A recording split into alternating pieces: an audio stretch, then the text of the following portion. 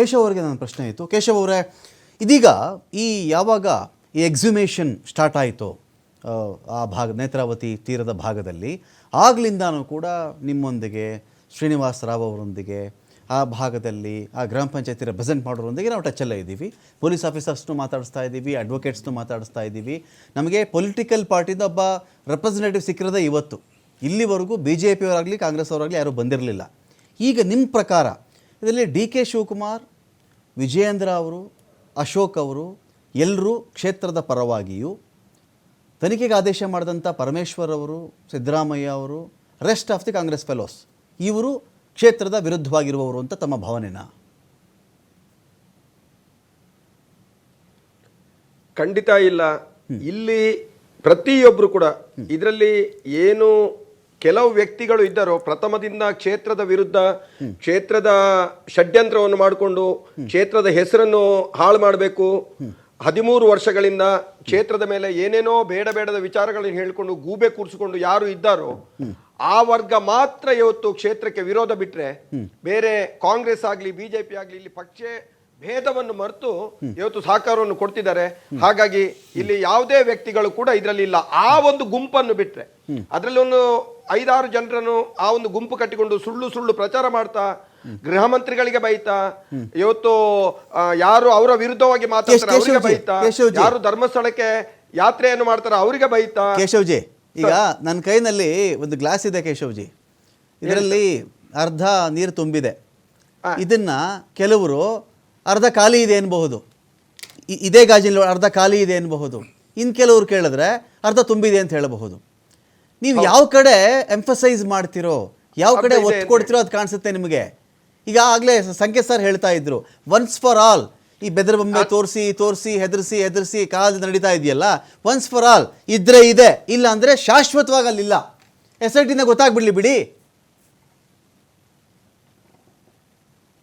ಅದಕ್ಕೆ ಯಾವುದೇ ರೀತಿಯ ತಕರಾರು ನಮ್ಮಿಂದಲೂ ಕೂಡ ಇಲ್ಲ, ಯಾರು ಅದಕ್ಕೆ ತಕರಾರು ಮಾಡಲಿಲ್ಲ. SIT ಮಾಡಬೇಕು ಅಂತೇಳಿ ಕ್ಷೇತ್ರದವರು ಸ್ವಾಗತ ಮಾಡಿದ್ದಾರೆ, ಸಾರ್ವಜನಿಕರು ಸ್ವಾಗತ ಮಾಡಿದ್ದಾರೆ. ಆಮೇಲೆ ಸತ್ಯಾಸತ್ಯತೆ ಹೊರಗಡೆ ಬರಬೇಕು ಅಂತೇಳಿ ನಮ್ಮದು ಕೂಡ ಭಾವನೆ ಇತ್ತು, ಊರಿನವ್ರದ್ದು ಕೂಡ ಭಾವನೆ ಅದುವೇ.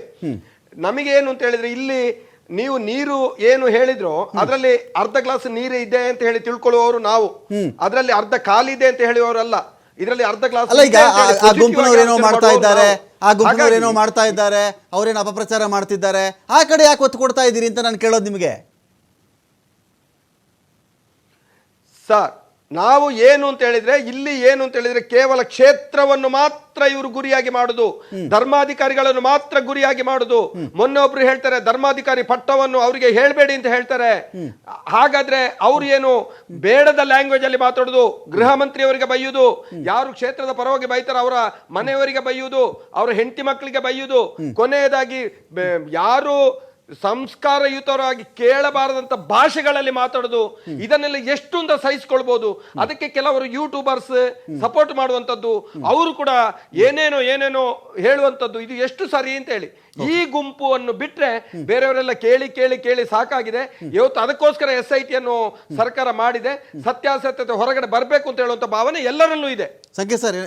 ಅವರಿಗೆ ಒಂದು ವೇಳೆ ಸತ್ಯಾಸತ್ಯತೆ ಇವತ್ತು ಸತ್ಯ ಹೊರಗಡೆ ಬಂದ್ರು, ಓಕೆ ಸಂಕೇತ್ ಸರ್ ಏನು ರೈಸ್ ಮಾಡಿದ್ರಿ, ಸತ್ಯ ಹೊರಗಡೆ ಬಂದ್ರು ಕೂಡ ಒಂದು ನಿಮಿಷ ಕೇಶವ್ಜಿ, ಒಂದೇ ಒಂದು ನಿಮಿಷ ಅವರಿಗೆ ಏನು ಅಂತ ಒಂದು ನಿಮಿಷ ಕೇಶವ್ಜಿ. ಸಂಕೇತ್ ಸರ್. ಕೇಶವ್ ಅವರೇ, ಒಂದು ವಿಚಾರ ಹೇಳ್ಪಡ್ತೇನೆ. ನನಗೆ ಧರ್ಮಾಧಿಕಾರಿಗಳ ಬಗ್ಗೆ ಗೌರವ ಇದೆ, ಬೇರೆಯವ್ರ ಬಗ್ಗೆನೂ ಗೌರವ ಇದೆ. ಸತ್ಯ ಅನ್ನೋದು ಯಾವಾಗಿದ್ರು ಸ್ವಲ್ಪ ಹೊರಗೆ ಬರೋವರೆಗೆ ಕಷ್ಟನೇ, ಅಲ್ಲಿವರೆಗೆ ಸಾಕಷ್ಟು ಸಂಶಯಗಳಿಗೆ ಈಡು ಮಾಡುತ್ತೆ.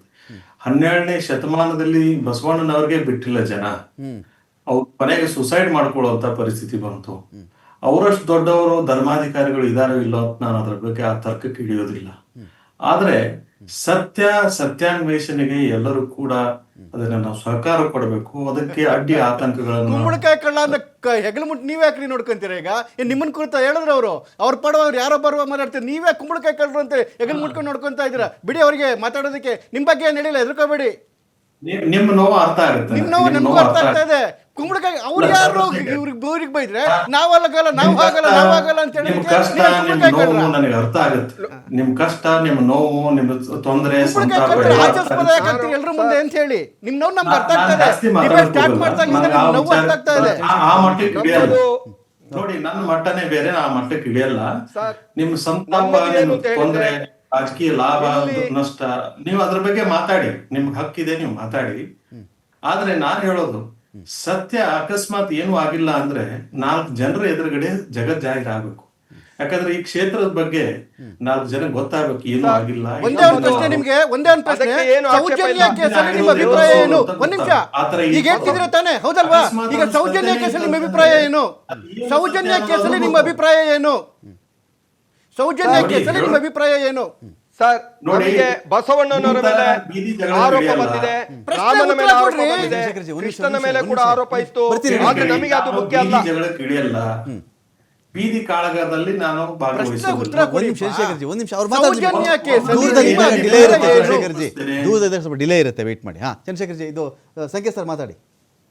ಈಗ ನೋಡಿ, ನಾನು ಬೀದಿ ಜಗಳಕ್ಕೆ ಬಂದಿಲ್ಲ. ನಾನು ಬಂದಿರೋದು ಕಾನೂನಾತ್ಮಕವಾಗಿ ಯಾವ್ದು ಸಮಂಜಸ, ಯಾವ್ದು ಸೂಕ್ತ ಅನ್ನೋದ್ರ ಬಗ್ಗೆ ಹೇಳೋದಕ್ಕೆ ಬಂದಿದ್ದೇನೆ.